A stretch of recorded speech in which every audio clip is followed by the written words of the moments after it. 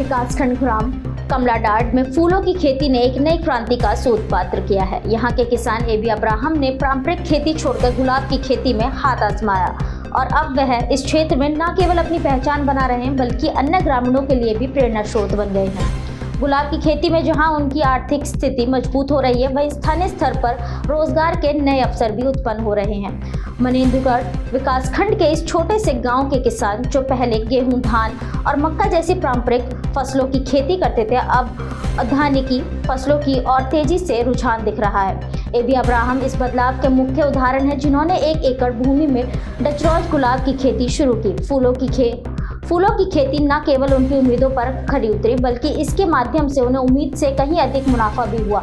अब उनके खेत में गुलाब की खुशबू फैली हुई है, जिसे वह आसपास के शहरों और कस्बों में बेच रहे हैं। एबी अब्राहम द्वारा उगाए गए गुलाब की मांग पूरे सरगुजा संभाग और मध्य प्रदेश के सीमावर्ती शहरों में बढ़ रही है। मनेंद्रगढ़ और आसपास के बाजारों में भी उनकी आपूर्ति की जा रही है। फूलों की खेती से उन्हें मिलने वाला मुनाफा पारंपरिक फसलों की तुलना से कई गुना अधिक है। मेरा नाम एबी अब्राहम है।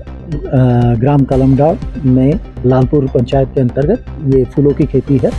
इससे पहले मैं धान की खेती किया करता था। धान की खेती में उतनी कमाई नहीं है, वो सिर्फ मौसमी फसल होता है।